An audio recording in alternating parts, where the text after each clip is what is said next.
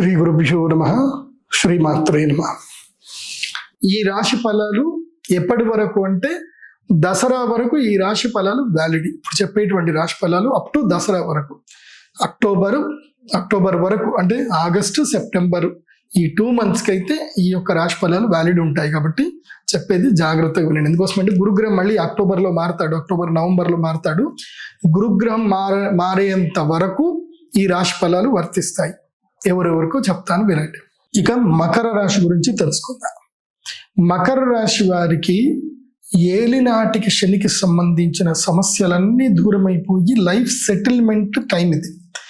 ఈ టైంలో కనుక మీరు సెటిల్ అవ్వలేదంటే నేనైతే ఏ హెల్ప్ చేయలేను. ఇప్పుడు ఏంటంటే చంచల స్వభావం వదిలేసి ఎక్కడైనా ఒక చోట సెటిల్ అయిపోవాలి. ఇప్పుడు ఇంకా కొత్త ఎక్స్పెరిమెంట్స్ లేవు. ఇంకా ఇప్పుడు ఈ 7.5 సంవత్సరాల్లో అనుభవాలన్నీ కూడా చూసుకొని ఈ 3-4 months లోపల సెటిల్ అవ్వడం అనేది మకర రాశి వారికి చాలా ఇంపార్టెంట్. అక్టోబర్ 18 లోపల ఏదైనా ఒక వ్యాపారంలో కానీ, ఉద్యోగంలో కానీ, జీవిత భాగస్వామి విషయంలో కానీ ఇప్పుడే సెటిల్ అవ్వాలి.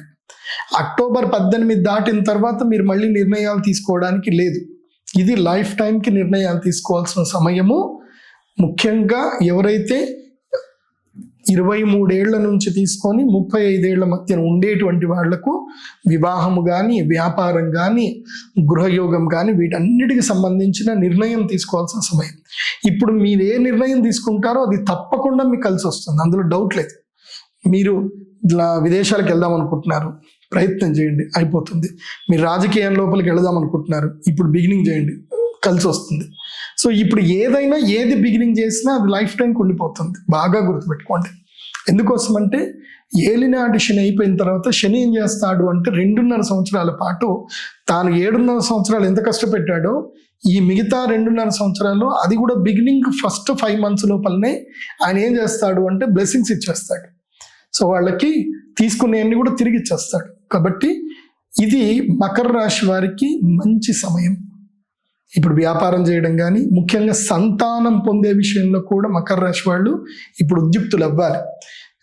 మోస్ట్ ఆఫ్ ద అక్టోబర్కి కన్సీవ్ అయ్యేటట్టు ప్లాన్ చేసుకున్నారనుకోండి, మంచి టైంలో మీకు నడిచి వచ్చే కొడుకు పుడతాడు, కలిసి వచ్చే కొడుకు పుడతాడు. సో పిల్లలు పుట్టే అవకాశం మంచిగా ఉంటుంది. కాబట్టి మకర రాశి వాళ్ళు సంతానం గురించి ప్లాన్ చేసుకుంటే మంచిది. మకర రాశి వాళ్ళకు ఉన్నది ఏంటంటే ఇప్పుడు ధనస్థానం లోపలికి రాహు వచ్చాడు కాబట్టి ధన నష్టం జరిగే అవకాశం ఉంటుంది.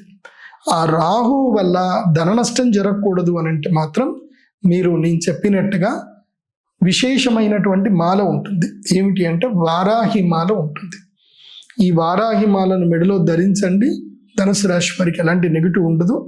ఒకవేళ మీరు వారాహి మాల ఎఫర్ట్ చేయలేకపోతే మీరు తప్పకుండా ఏం చేయండి అంటే బగలాముఖి యాగానికైనా సరే రండి. అందుకోసం అంటే వారాహి మాల వేసుకున్నా కానీ బగలాముఖి యాగం అయితే తప్పకుండా చేసుకోవాలి. మకర రాశి వాళ్ళు రండి, చేసుకోండి.